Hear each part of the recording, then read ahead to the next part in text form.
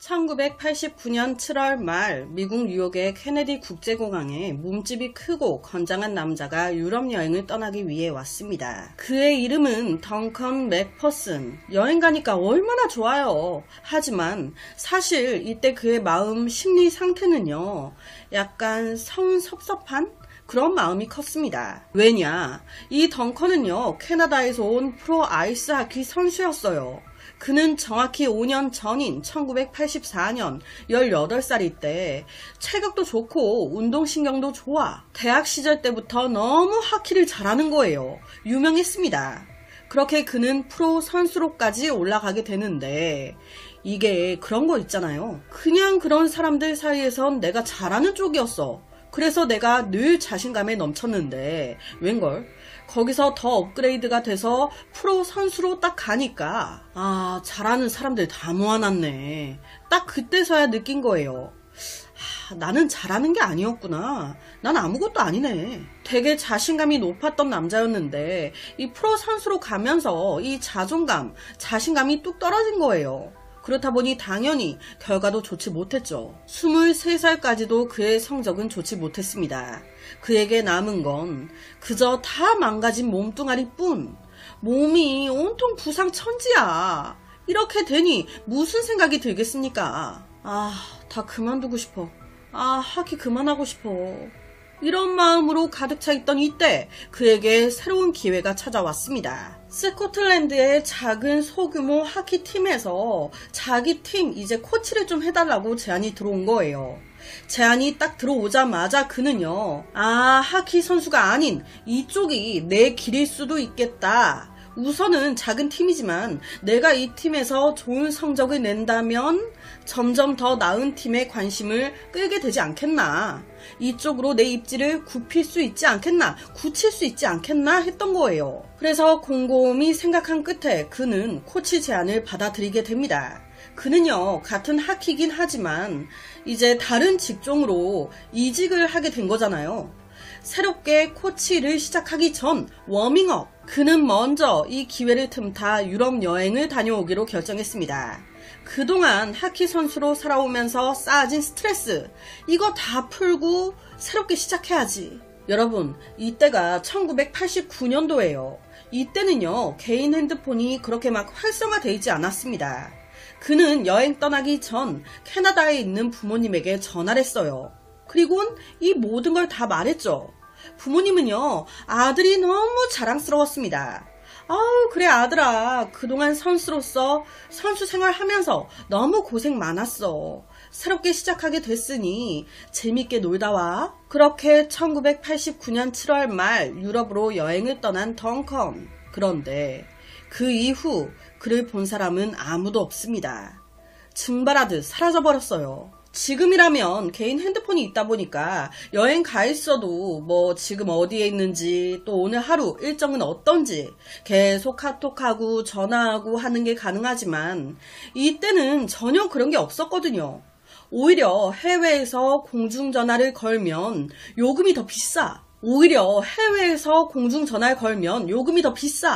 그러니까 전화도 잘 안 하게 되고, 그러다 보니 부모님은요, 덩컨이 유럽 어디로 여행을 가며 여행 가서 뭐 하며 하루를 보내는지 전혀 알 수가 없었습니다. 그저 이때가 23살이었어요.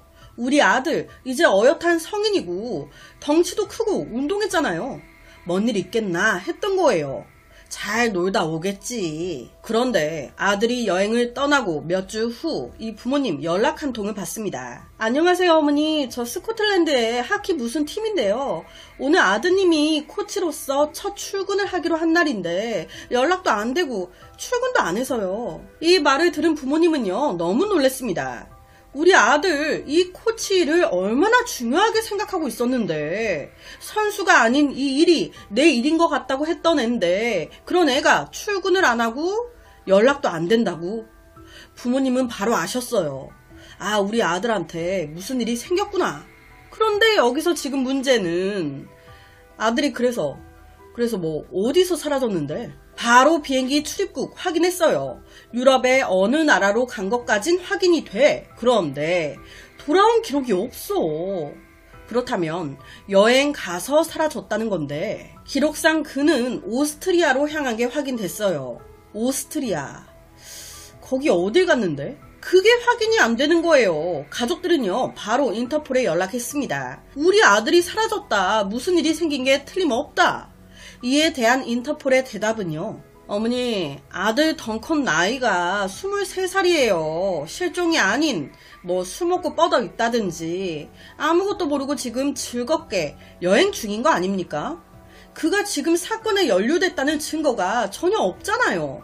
스스로 다 두고 떠나고 싶어서 일부러 연락을 끊은 걸 수도 있고요. 이 정도만으론 저희가 수색을 하고 찾아 나설 수 없습니다. 와, 도움을 못 주겠다고. 그러니 어쩝니까? 이 노부부는 스스로 방법을 생각할 수밖에 없었습니다. 직접 유럽으로 비행기를 타고 갔어요. 하지만 솔직히 이건 바다에서 바늘 찾는 격이죠. 그나마 다행인 게 이 늙은 부모님이 막 유럽을 다 다니면서 전단지 막 뿌리고 다니는 이 모습을 우연히 한 유럽 방송국 관계자가 본 거예요. 그래서 이를 TV로 송출시킨 겁니다. 이는 큰 효과가 있었어요. TV에 보도되고 얼마 안 돼서 바로 덩컨의 친구가 이 부모님에게 전화를 걸어온 겁니다. 안녕하세요. 저 덩컨 친구인데 몇 주 전에 덩컨이 제 빨간 승용차를 빌려갔었어요. 유럽 여행하면서 쓰겠다고, 여행 갔다 오면 돌려주겠다고 하면서 빌려갔었는데 저랑도 아무 연락이 안 되고 있어서요. 이 소식을 또 방송국 쪽에서 알게 됐고요. 이 친구의 빨간 승용차 번호와 차종 모두 방송 때립니다. 본 사람은 연락 달라고. 그랬더니 와, 방송의 힘은 정말 대단해요. 그 차 여기 있는데? 방송되고 며칠 뒤 오스트리아 알프스산 밑에 수투바이 빙하 스키 리조트라고 있는데 그 리조트 주차장에 덩컨이 빌려갔던 차가 떡하니 그 차 안에는요, 다 썩은 과일 한 봉지가 있었습니다. 차는요, 딱 봐도 이곳에 세워둔 지 오래된 듯 보였어요. 이 부모님은요, 바로 이 리조트 이 안에 들어가서 직원들 다 만나 물어보고요. 리조트 주변까지 다 뒤집니다. 그 결과 이 리조트에 한 스키 코치가 있는데 그 코치가 하는 말이 이 남자 1989년 8월 9일 날 봤는데 3일 동안 저한테 스노보드 코치 받겠다고 신청하셨었어요. 여러분, 보통 여름엔 스키장 거의 잘 안 하죠. 하지만 여기는 달랐습니다. 이곳이 빙하 위에 세워진 곳이래요. 영원히 녹지 않을 정도로 두꺼운 얼음층으로 돼 있다고. 일반 스키장은 인공 눈을 만들어서 뿌리잖아요. 그걸로 막 스키장을 운영하는데 여기는요, 빙하 위에 지어졌어요. 그러니까 인공 눈을 뿌리는 게 아닌 화면의 이 장비에 특수 제작된 갈키와 계속 돌아가는 칼날이 있대요. 이걸 사용해서 이 빙하의 겉면을 가는 거예요. 가루로 만드는 겁니다. 눈으로. 그렇게 스키장을 여름에도 운영하는 거예요. 겨울에는 알아서 눈이 내려주니까 말할 것도 없고요. 여튼 사건의 그날 덩컨이 찾아와서 보드 수강을 요청. 자신이 코치로 같이 보드 탔다고. 아무래도 덩컨 운동선수였잖아요. 체격도 좋고 그래서 첫 수강하던 날 너무 잘 타더라는 거예요. 금방 터득했어. 이때 그는요, 코치와 함께 나란히 코스 전체를 탈 수 있을 정도로 금방 익혔습니다. 그렇게 막 타다가 점심시간 12시쯤 됐을 때 막 비가 조금씩 오기 시작했다는 거예요. 그래서 이때 이 코치가 덩컨한테 비가 오네요. 여기는 비 오면 더 탈 수가 없어요. 위험해서. 아무래도 내일 이어서 타야 될 것 같네요. 이 스키장이 빙하 위에 지은 거였잖아요. 비가 와버리면 빙하 표면이 조금 녹는 거예요. 더 심할 때는 이 빙하 사이사이에 작은 균열이 생기기까지 한다고. 거기다 더 미끄러워져. 여기가 좀 높은 곳에 있다 보니 비가 오면 거의 안개가 껴가지고 바로 앞도 잘 안 보일 정도. 위험하니까 내일 타자 이러고 서로 인사하고 헤어졌다는 거예요. 이게 수강 첫날이었습니다. 앞서 그랬죠. 이때 덩컨 3회 수강을 끊었다고. 한 번 했어요. 2번 남았잖아요. 다음 날이 됐습니다. 코치가 덩컨을 기다리는데 안 와. 셋째 날도 안 와. 이 코치 첫날 딱 보고 그 이후 한 번도 덩컨을 보지 못했다고. 자기는요, 덩컨이 급한 일이 생겨 말도 안 하고 그냥 집으로 돌아간 줄 알았대요. 그래서 대수롭지 않게 그냥 잊고 있었던 겁니다. 이 얘기를 들은 부모님은요, 순간적으로 혹시 우리 아들 위험하다고 타면 안 된다고 내일 타자고 했는데 더 타고 싶었던 거지. 그래서 그 위험한 데 가서 타다가 사고 당한 거 아니야? 그래서 수색을 요청했습니다. 이때 경찰 도와줘요. 경찰들 나서고요. 리조트 직원들의 주위 주민들까지 나서가지고 약 100여 명이 리조트 스키장 주위부터 다 뒤졌습니다. 하지만 아무것도 나오지 않아요.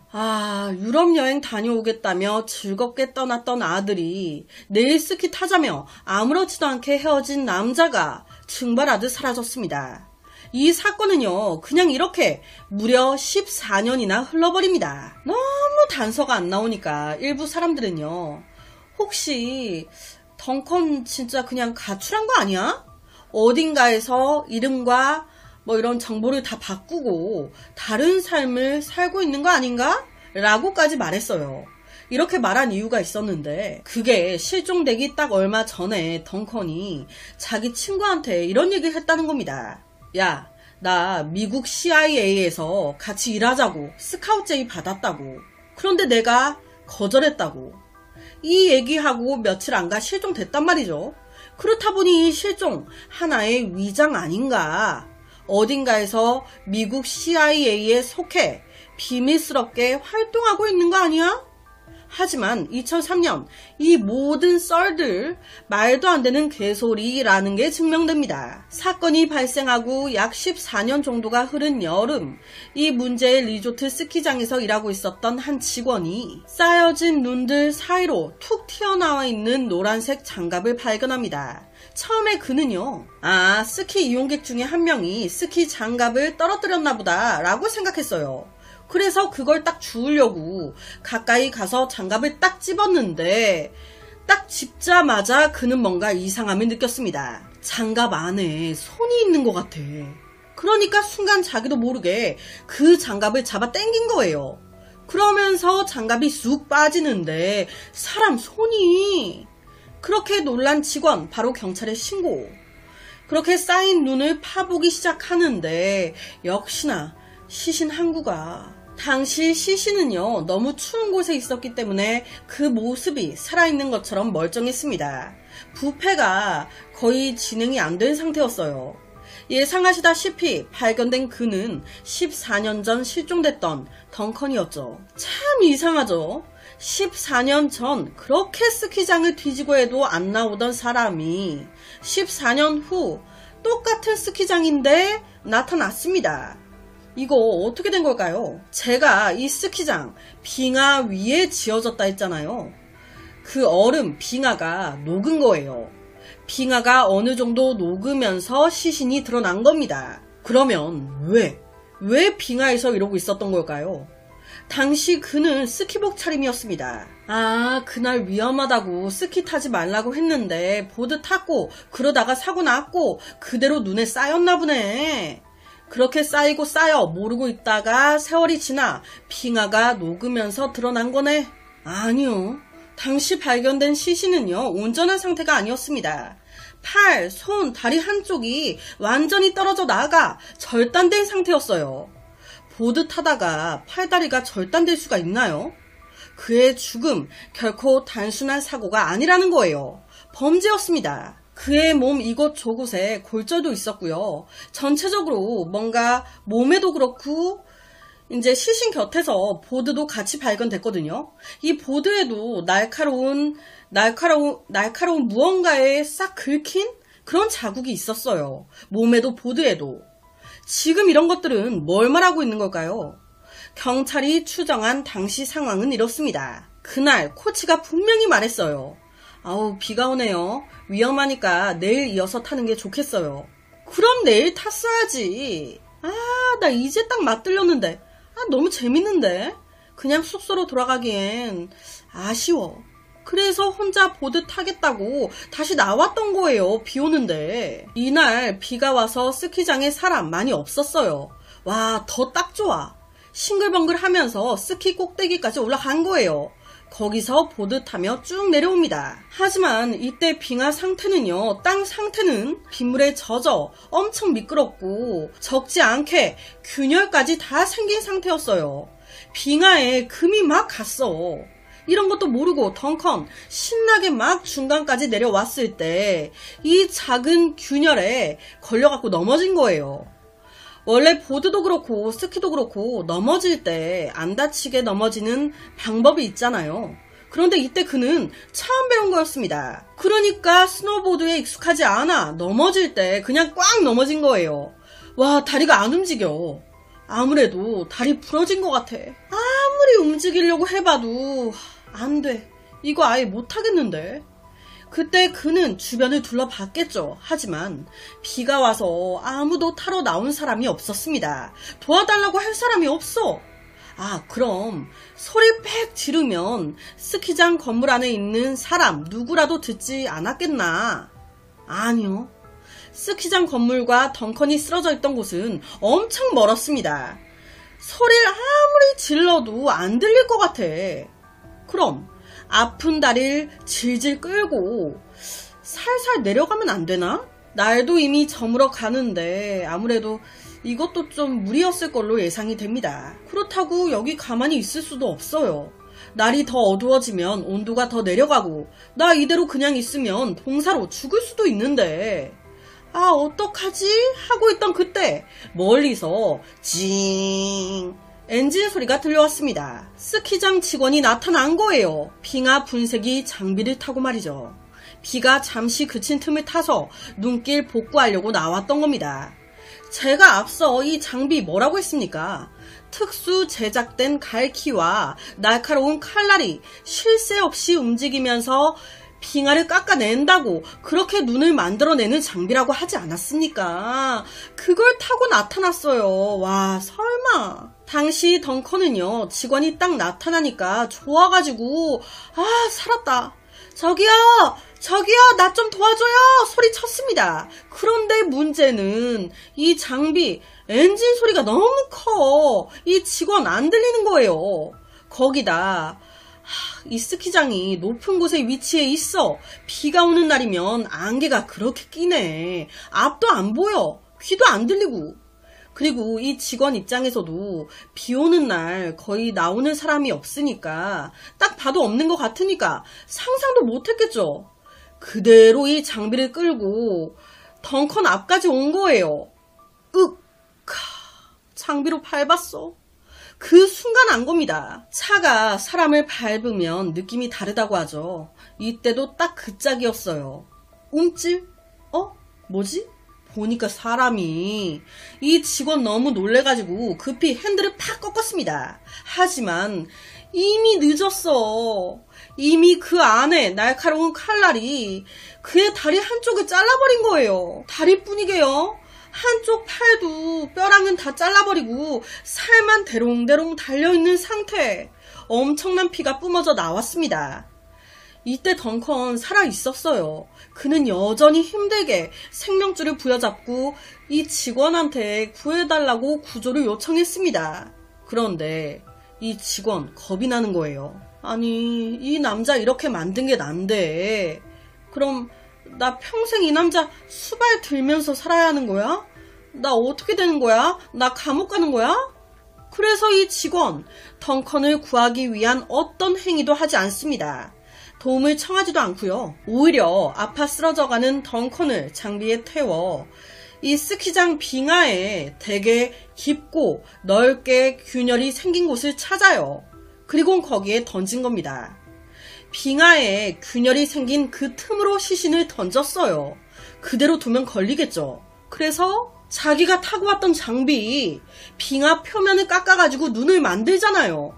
이걸로 그 주위를 막 깎기 시작.